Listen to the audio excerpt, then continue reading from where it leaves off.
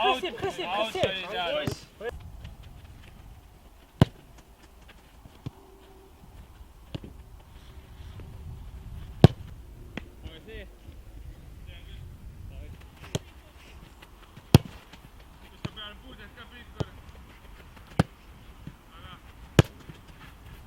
Sander, tavapärane reedene jutuajamine sinuga. See sinu nädala keskel näost üle libisenud naeratus siin ühes trennis sai öeldud, et annab märku sellest, et oleme lõpusirgel, meeskond hakkab kokku saama. Jah, et täna seisuga võib öelda, et 95-100% peaaegu oleme suutnud võistkonna komplekteerida, et klubi on teinud head tööd ja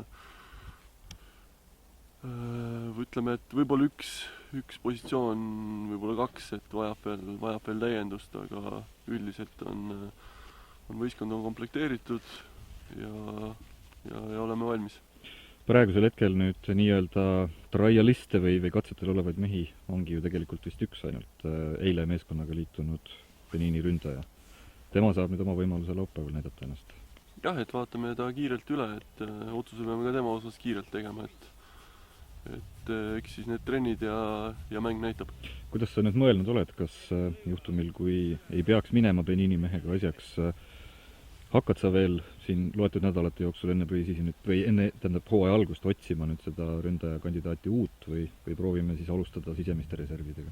Jah, et siin on 2 varianti, et kas me leiame uue ja kas ta on meile sobilik ja annab meile midagi juurde või me peame klubi seest leidma endale ründaja.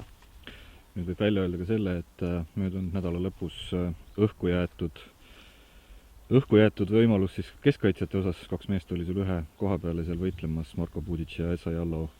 Marko jääb meiega ja Esa ei jätka. Jah, et pidime valima nende vahel ja otsustasime, et Marko jätkab meiega. Kas mäng nüüd Leegioni vastu on natukene juba teistmoodi, kuivõrd meeskond hakkab kokku saama, siis vaatad natuke teisi asju, on ka mingeid taktikalisi plaane juba?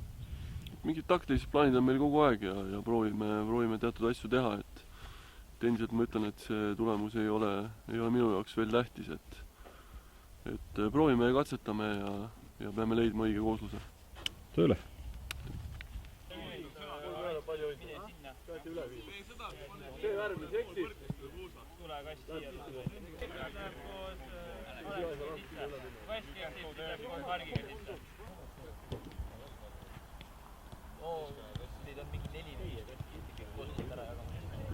Sander, hakkab kokku saama see meeskond meil.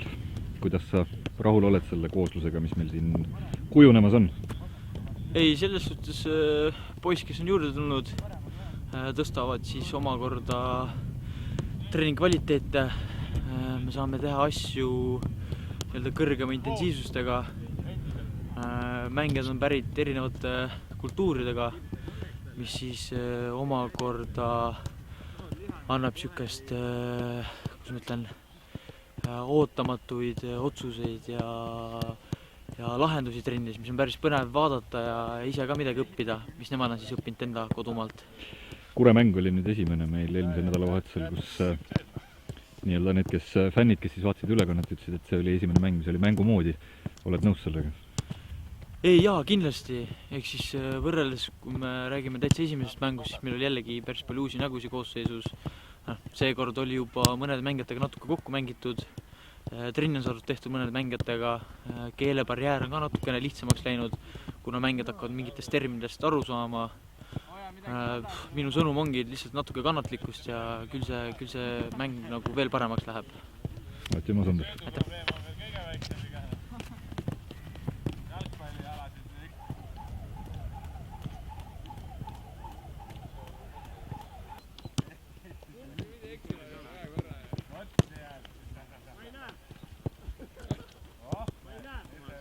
Merlin, hooaja algus läheneb vääramatult, mis seisus meeskond füüsiliselt on ja kuidas meil vigastatutega lood on siin, väikeste vigastustega on mehed üksteise järel ikka olnud väljas.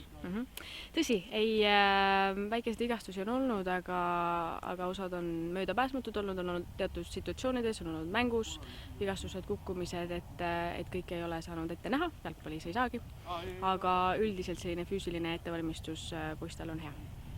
Kannavad koormusi hästi, see nädal nüüd oli see koormuste tipp ja peatreeneri sõnul siis hakatakse nüüd tulema koormuste pealt alla. Kas siin on ka mingeid ohukohti, kui koormused tulevad alla? No see allatulek ei ole kindlasti väga selline nagu järsk või selles mõttes, et koormused natukene langevad, peadki langema, aga see on normaalne, nii ongi. Kas poisid on harjunud sellega, et ollakse profimeeskond? Hoolitsetakse enda eest hästi või on vajakajäämisi? Osad kindlasti on. Mõned ajaks võib-olla on isegi, ma ei tea, võib-olla ei olegi see tippkoormus veel saavutatud, aga on kindlasti ka nooremad mängijad, kellel on selline esimene kord, kus koormused on natuke suuremad, aga kuskilt peaaegu alustama. Aitäh, Merlin. Treener ootab sind. Okei, palun.